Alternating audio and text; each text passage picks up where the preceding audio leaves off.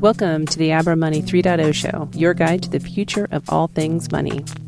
This week, Abra CEO Bill Barhydt sits down with Zcash founder Zooko Wilcox to talk about the history of the internet, the evolution of HTTPS, the importance of crypto privacy, and his journey to create a new cryptocurrency with Zcash. So first of all, welcome. Thanks for having me, Bill. We're really excited to have you here. So why did you get into cryptocurrencies in the first place? I want to talk specifically about Zcash, but just why are you excited about this kind of space in general? I got excited about this space in about 1993 when I discovered some science papers by cryptographers and the cypherpunks mailing list. You know about the cypherpunks mailing list? Yeah. When the internet was fresh.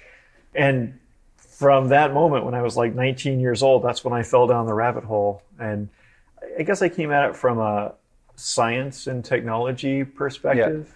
Yeah. And how did that kind of evolve over time to creating a whole new cryptocurrency, right? I mean, obviously reading papers in 93 and creating a new currency in 2015, I mean, there's a lot of time in between, right? So how did that evolve? I worked on some of the pre-Bitcoin projects that tried to make digital cash in different ways on the internet. And then there was this long dry spell. There was the dot-com winter when all the companies went out of business and everyone was jobless. And also there was the privacy winter when the CEO of Sun Micro here in Silicon Valley said, privacy is dead, get over it. Right. We don't hear about Scott McNealy much anymore. I don't know. Yeah, and I think there's also been a shift that whole notion that nobody cares about privacy is actually being disproven. It turns out that people do care. They sure do. That's what I think. Yeah. So, why Zcash? Well, let's take a step back. What is Zcash, first of all? And then we'll talk about why Zcash. Okay, so to answer your earlier question, what happened between like 1993 and 2015? Sure. One thing that happened was Satoshi Nakamoto came along, and that he solved the unsolved problem that I and the other people who were working before him had tried and failed to solve, which was decentralization. We could solve privacy, but we couldn't solve decentralization. And in the context of the double spend problem. Right. So therefore, all of the pre-Bitcoin digital cash schemes, people didn't come to rely on them because they were centralized and people knew that they were in danger of disappearing if that company went out of business or the government that it lived in banned it or something. Sure. So they wouldn't rely on it, so therefore it wouldn't get traction. So the world had to wait for Satoshi to figure out how to make decentralized money before we could start making progress again. Yep. But Bitcoin sacrificed privacy. There was no way. Satoshi and Hal Finney and others tried to figure out how to build privacy into Bitcoin when they were getting started because they valued it. They knew it was important. Sure. But they couldn't figure it out. There was no way to keep the decentralization and also add privacy to Bitcoin in those days. And then the next thing that happened was some cryptographers came up with a new technique with which we can combine both decentralization and privacy. Yeah. So let me ask you a question about that before we get into Zcash specifically. So if they felt that there was a mandate to make Bitcoin private, 100% private from day one, your perspective is it wouldn't have been possible. They did feel like that. They had discussions about how to do it. And they explored the scientific options.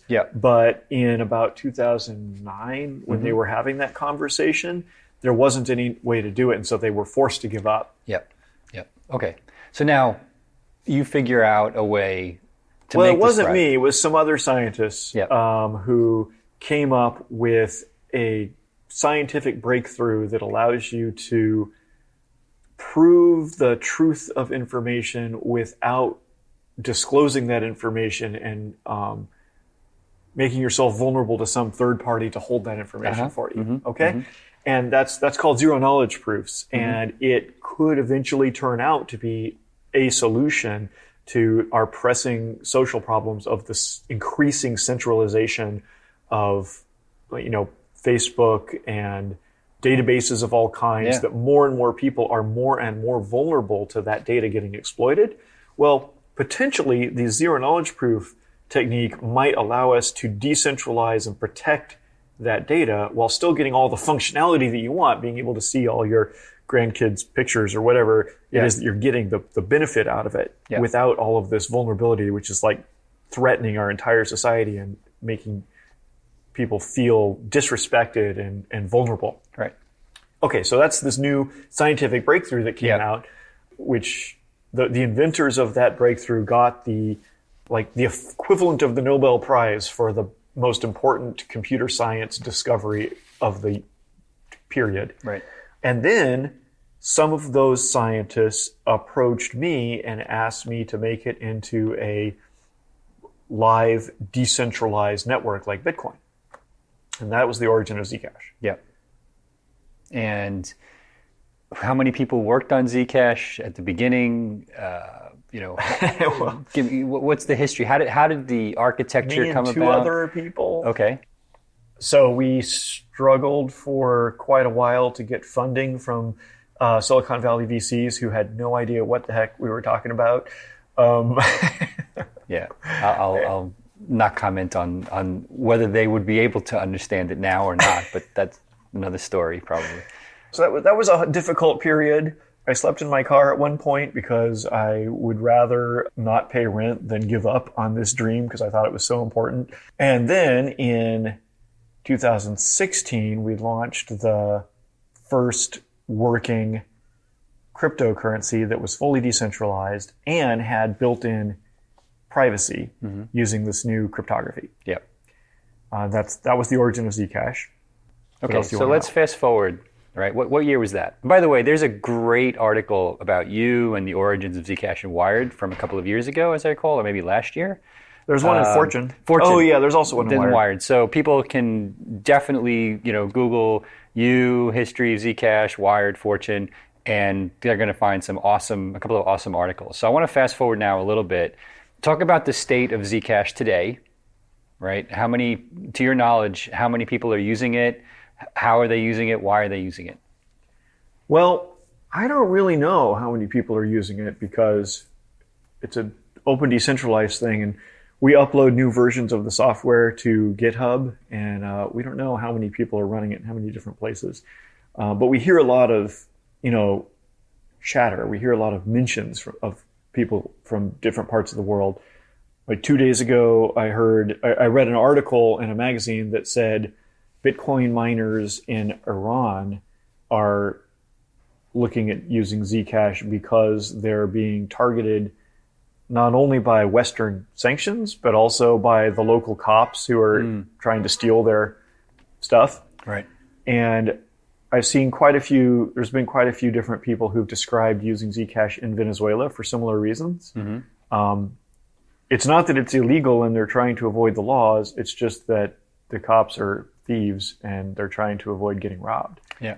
And that's something I think is really important to point out to people is that like maybe we're a little bit too comfortable where we live, that we naturally think of privacy as being privacy from some centralized and perhaps oppressive entity like Facebook or the United States government or whatever. But in most places, and also maybe in the United States, privacy is also privacy from random hackers on the internet. Absolutely. And your creepy ex who's stalking you and, advertisers who are just following you around the internet. Yeah, I agree with that. So have you heard any kind of either US or like European stories about how Zcash is being used or changing people's lives or like rumors of anecdotes? US and European. Yeah, I don't know. I think it's too early days for... It definitely has changed some people's lives, but in places where they were a lot needier and it was a weird situation. Like there's this guy who discovered Bitcoin and Zcash mining and trading in Venezuela a couple of years ago. And that basically saved his life and allowed him to escape from Venezuela. So I've heard quite a few stories of that kind. And is that because he US, was mining and was able to save enough money to originally escape, it wasn't mining. Originally it was working on like, what do you call those piecemeal work sites? Like I forget the name of it. It's kind of like Amazon Mechanical Turk. Oh, I see. You could do little designs or translate language to other languages or fill out forms or whatever, and you get paid this tiny little amount. And he was getting paid, but because of where he was living, the centralized payment services like PayPal either wouldn't serve him or would take such a cut that he couldn't even survive on it. Yep. And then he discovered getting paid in Bitcoin, and then he discovered Zcash. And then after about 2 years of that, he was able to save up and flee the country and move to, I think, to Argentina. Amazing. And then in the West, in the safe, comfortable countries, one thing that I hear a lot about is people using Zcash for anonymous donations to nonprofits. Yeah, that's fantastic. So I want to switch gears a little bit and talk about kind of the current state of the tech and what's next. So what are you guys working on now? What do you think has to evolve in the platform to make it become more mainstream over time? Yep. The current state of the tech is we just shipped the biggest upgrade ever of Zcash, which improved the cryptography. There's this analogy I like to rely on a lot, which is that Zcash is like HTTPS. Although then I have to explain, because nowadays people just think that HTTPS was always there. But when I was a kid, they didn't have HTTPS. And if you logged on to your bank website, then some random hacker would be able to also, steal your password. So the technology companies that were inventing the World Wide Web invented HTTPS in order to protect the users who were using the World Wide Web. And during the early days, it was too inefficient and it was considered like novel and weird. And so it was only a niche thing. There was a time when you would use HTTPS if you were connecting to your bank, but you wouldn't use it if you were doing anything else on the web. Right. Well, one of the things that had to change was we cryptographers and technologists and entrepreneurs had to make it faster and easier and make it like integrated by default into everything so that the users didn't have to think or to do anything in order to benefit from the protections. Okay, so that's where we are with Zcash. Is the first version that we launched 2 years ago isn't that fast and it's kind of clunky. And what we've just done is upgrade the performance of it so that it can now fit into any mobile phone or like hardware wallet, those little hardware devices that you can store your Bitcoin in. And what we're working on for next year is similarly improving the user experience and the scalability and helping it get integrated into more and more platforms and products and exchanges and businesses. All right, so let's break that down one at a time. So I remember, it's already in Abra, by the way. Yep, that's right. We'll come back to that too, but let's break it down one at a time. So I remember 20 years ago, so I was on the team at Netscape that, after we created SSL, we were out working on certificate authorities. So designing certificate authorities because nobody could use SSL because the certificates weren't there. So I actually had to go out all over the world and help other companies motivate them to figure this out. In some cases, ironically, governments. So to extend that analogy, right, I remember 20 years ago, the first sites, they would crawl when you typed HTTPS, it said HTTP. So you wouldn't do it unless you were at secure checkout or looking at your bank account. Yep. But then fast forward to like literally 5 years ago, Google makes HTTPS the default. Yep. I'm not even sure if there is HTTP on Google anymore. I think you have to use HTTPS pretty much for everything. Right. But we don't notice the difference anymore from a performance perspective. Right. Either because the internet's faster, the browsers are faster, JavaScript doesn't crash anymore, whatever reason, it's become mainstream. And I guess what you're saying is that you see a similar evolution with Zcash and the underlying technology as it relates to money and transaction processing. Yep. And that evolution is both technological, like you were saying, about how the web used to be hard to use and HTTPS used to be hard to use and now it's easy to use. And it's also social and legal. Like there was this moment in history in the 1990s when some parts of the United States government tried to prevent HTTPS. Oh, the stories I could tell you. So I remember getting on the phone when I was in Europe with Netscape, fighting with our own lawyers, which they were just the messengers, saying, hey, we're losing business because local European companies are starting to create browsers that are allowing people to have strong crypto because we open sourced SSL, because we can. Back in those days, the SSL technology was considered munitions grade cryptography. Oh yeah, I remember. And we couldn't export it, which was insane. It was just insanity. And then I remember Zimmerman put his PGP key on his shirt. That was Adam Back, who now is the CEO of Blockstream, who made the shirt. Yeah, exactly. And then he put the code in the book, and blah blah. Oh blah. yeah, the book. I helped type it back in. The book. Yeah, exactly. So it just feels like history is repeating itself a little bit in this regard. But now, so your perspective is that in some time frame in the future, this is going to be the default. And hopefully it won't take, what was that, 20 years? Hopefully it won't take 20 years this time. Right. Yeah, it's going to be the default eventually, and I think a really important part of it is social. Like the laws in many cases follow the people. Mm-hmm. And currently, just like in the 1990s, when the United States government and maybe some other governments were like afraid or suspicious of this new technology, similarly, there are some governments, not the United States so much today, that are afraid or skeptical about Zcash. Mm-hmm. And what I think is important is for the people to realize, first of all, that this is protective of them, and it's protective of society. Yeah. The way our societies are going is unsettling. It's risky. We're doing things that we've never done before, and they could have huge downsides to the way our society works. And blockchain, like decentralized technology and encryption technology, are two things that might be protective and stabilizing. And hopefully the governments of the world will come around a lot faster. The United States regulators have already come around and approved Zcash in the United States, which is a really amazing step forward. What does that mean when you say they approve Zcash? What does that actually mean? Well, like there's the New York Department of Financial Services, which is sort of the most forward-leaning regulator of cryptocurrencies in the United States. And one might say heavy-handed, but I guess it depends on your perspective. Is that a fair statement? To be polite. Well, no. Okay. So to be specific, they have this very strong stance that in order for a cryptocurrency company to do anything with New York citizens, you have to get their prior approval. Mm-hmm.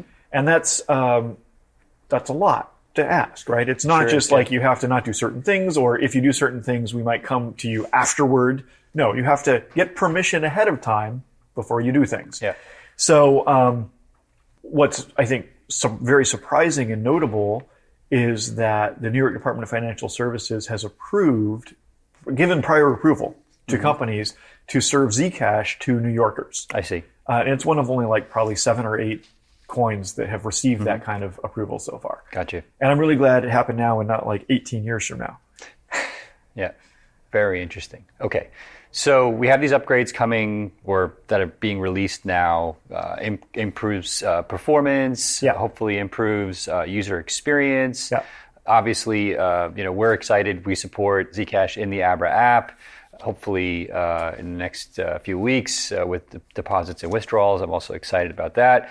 But excellent. I think the operative question here is, let's take a step back. We talked about the history of the internet and how HTTPS came around. But let's fast forward to 2018. Everybody's screaming about Facebook and privacy, but as it relates to this kind of new world of cryptocurrencies, why should I care about privacy? Let me put it in context, right? Unfortunately, our perspective here is that when you try to explain like a non-custodial key, for example, to the average user, they just don't care. Right? Until they've been hacked.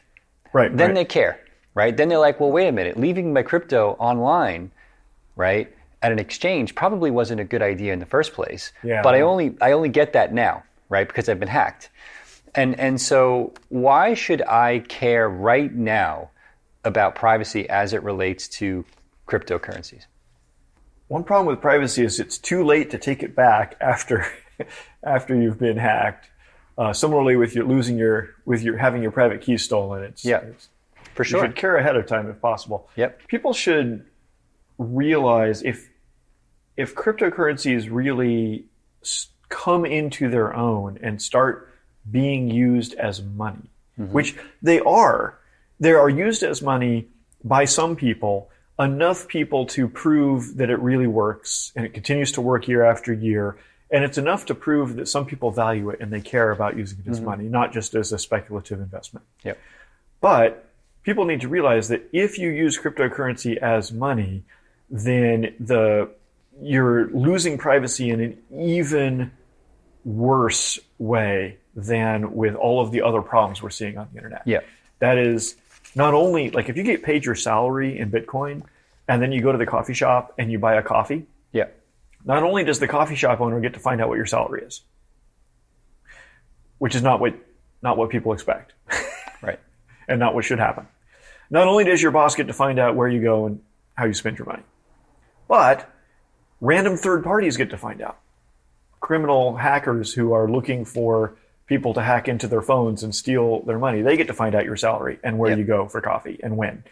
Everyone in the world gets to find out. So even though Satoshi's breakthrough was the fundamental necessary breakthrough, it's incomplete, as Satoshi recognized at the time. Yeah. It can't really be used for money by normal people at scale with that kind of disclosure and vulnerability. Interesting. So there was this finding or ruling, I don't know what the legal term is, from the Treasury Department a few weeks ago, Office of Foreign Asset Control, OFAC, that basically made it illegal to work with or sanction a couple of wallets based in Iran. I think they're based in Iran, as far as they can tell. Yeah. Now, what's interesting about that is that, given what you just said, if Bitcoin in those wallets, right, working your way backwards, touched, somebody in Mountain View's phone a few months ago, and you can tell that because of the way Bitcoin works, that's a problem. And nobody really understands the implications of that. Yeah. I would posit that actually makes the money kind of non-fungible, and that shouldn't be a problem. Right. And nobody knows if there was some Bitcoin that was in one of those wallets, and then it transferred to a new address, and then it transferred to another new address. Yeah. And then, you bought some on a service and it went into your wallet. Nobody knows if you're in legal danger now. Like, are you suspected of having some association with those Iranians, or are you safe? Nobody knows. And the analogy is, if I have a $20 bill in my pocket, I don't know who had it 15 people ago, and if that person was doing something legal or illegal, and it shouldn't be my responsibility to know. Now, it may be my responsibility to know whether or not the person who handed it to me broke the law. We can debate that even, right? Sure. But it just seems like that we're going down this path which almost makes what you're doing fait accompli, that people are going to eventually see that this just can't work any other way. Do you agree with that? I tend to agree. It takes years for these kinds of things to play out, but the encroachment of this kind of surveillance of Bitcoin transactions is spreading and strengthening. And I agree with you that it acts as a drag on the economy. It adds all this uncertainty and this risk about whether it's safe and okay and legal for you to do certain things. Right.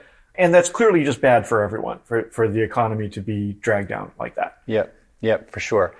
Speaking of, privacy and governments, I want to talk about a couple of things that I'm hearing about. One is the news in Australia.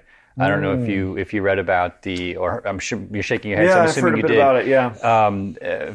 For everyone who may not know, the Australian government basically passed a law, which, as I understand it, that says more or less anybody who provides end-to-end encryption must now provide a backdoor based on a subpoena process to the Australian government, which I think pretty much affects every software product on the planet.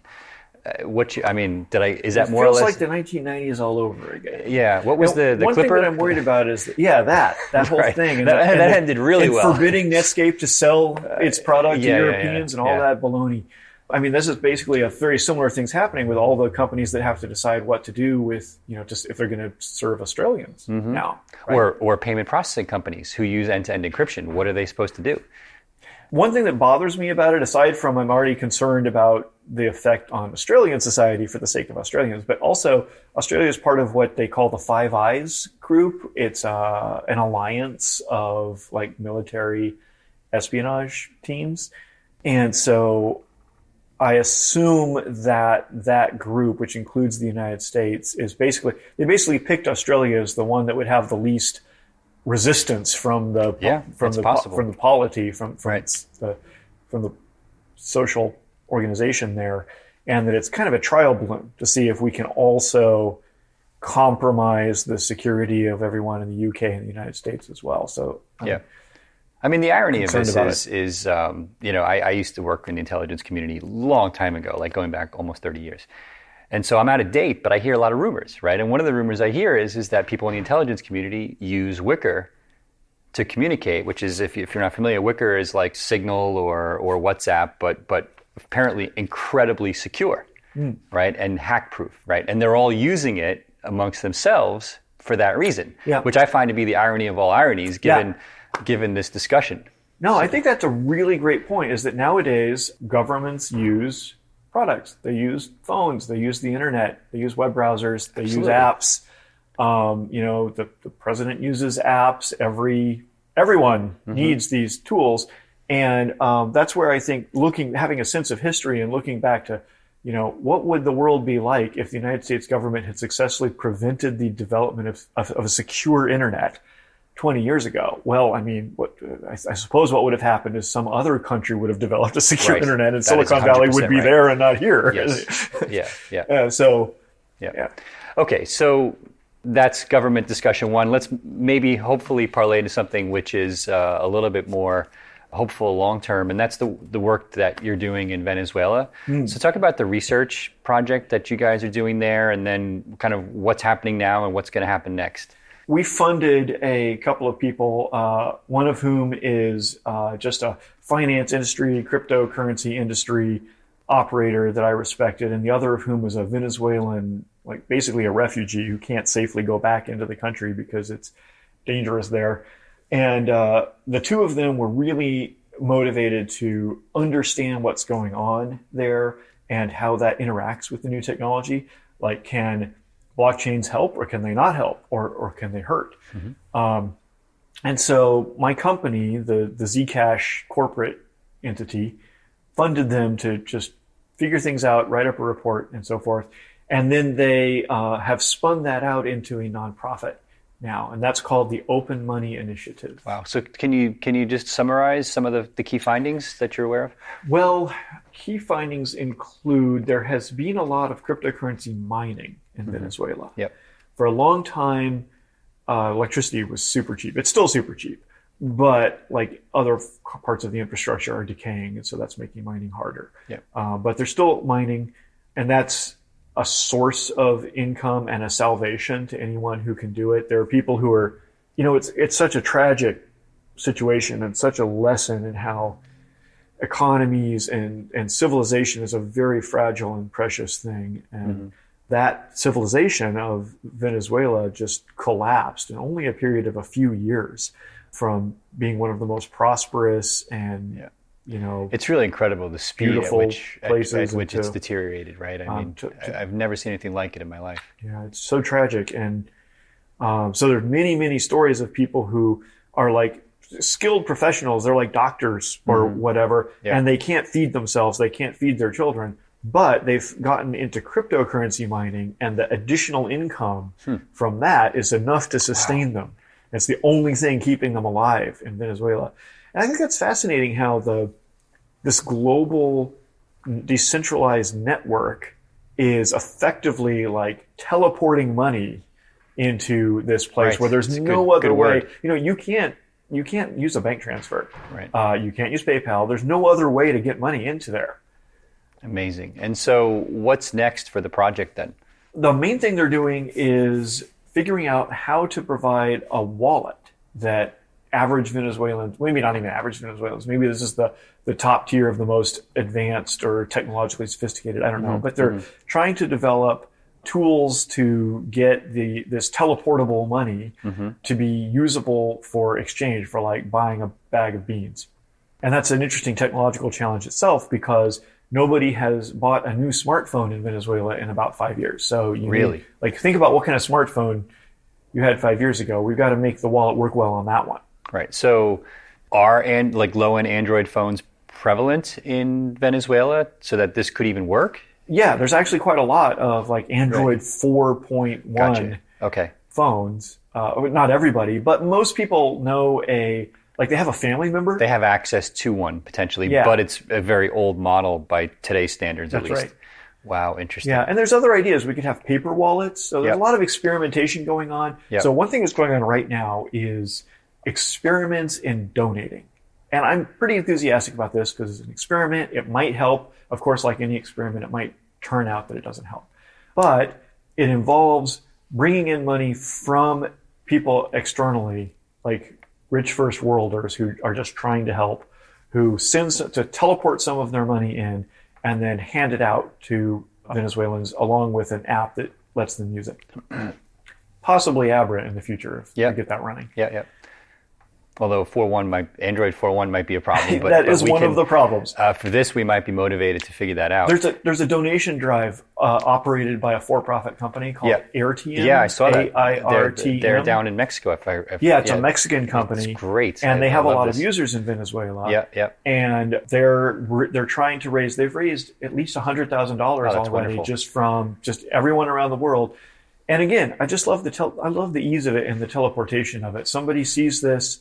They see that there's a way they could help, and they just click and send some of their money to donate into this. And now, what happens on the Venezuelan side? So if I happen to have an Android phone that supports their wallet and I receive Zcash, what am I doing right now with that Zcash most likely? Do you guys have any insight into that? That's part of the experiment. And there are many experiments going on. Well, this is going to be the biggest when it happens. After they've raised the money and they start distributing it, that's going to be the biggest experiment. That's a really good question. I assume that a lot of people are just going to want to immediately spend it, right? They're just going to get $10 worth of Zcash. Oh, by the way, this isn't just Zcash. They also have just like basically a stable coin, like a US dollar denominated balance you could get, or a whole bunch of Bitcoin cashers donated a whole lot of money because Roger Ver offered to match all of their donations a couple of days ago. But anyway, so it's not just Zcash, but they're going to get $10 worth of something in this wallet. Yeah. And it's going to be really interesting to see what they do with it. A lot of them have like an urgent need, right? Right. They're like, new pair of shoes. And I assume then if you say they're spending it, that there are merchants then in this ecosystem that are also using that wallet that are willing to accept that as a form of payment as well. That's actually ambiguous because there are claims that there are a lot of merchants in Venezuela and in neighboring Colombia where there's a whole bunch of refugees crossing the bridge into Cucuta, Colombia. So there are definitely some merchants who accept cryptocurrencies there. However, when the Open Money Initiative has sent like people on the ground to visit those merchants, they've often found out that they don't actually know how to work the technology, and you can't actually buy anything with cryptocurrency at that merchant. So this is one of these experiments where we really have to learn and iterate in order to make it useful for people. And we're not just like gesturing. This is awesome. So we'll make sure when we post the Abra blog article on this video that will include links to whatever sites people can go to either donate or find out more, read more, read the original article or the research reports. Jill, right, is the researcher. Jill Carlson. Jill's fantastic. I'm very impressed with Jill. Yeah, me too. And read her and her colleagues' reports and find out more. So what's fast forward 5 years, what would you like to see happen in your world, in our world, over the next 5 years? I'd like to see Zcash or other cryptocurrencies, but Zcash for privacy and security. I'd like to see Zcash gain exponential takeoff for the first time. Like Bitcoin has seen linear growth in usage. It had exponential growth in valuation at one point. Yeah. But it's only really seen linear growth in usage for the most part over the years. Yeah. And I would like to see somebody find out that this thing is usable, it makes sense to them, it's safe, it's fast, and it becomes more and more valuable to them and more valuable to their friends and neighbors and the people they do business with, and it explodes. And do you feel like you have the right plan in place to scale, assuming that happens? That's a challenge. We're working on that one because we're trying to trigger this explosion of usage, but at the same moment we're trying to figure out how can we scale in order to meet that so that it can keep going. Yeah. I mean, I feel like there was this circular discussion that actually really hurt Bitcoin late last year when the mining fees in some cases hit $50, right? People really realized that there was a big issue with Bitcoin that needs to be addressed. Yeah. And I feel like we're partially addressing that by punting a little bit, and a lot of people without getting into the technology, right? And so I feel like for privacy to work, the on-chain scaling simply has to be there.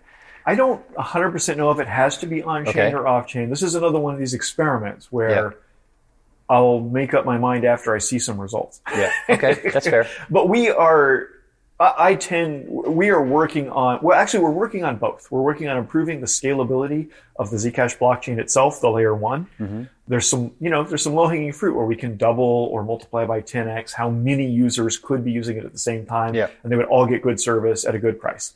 At the same time, we're also working on what they call layer 2 scaling, which has different trade-offs. Sure, Lightning and channel technology. Yeah. Okay, fantastic.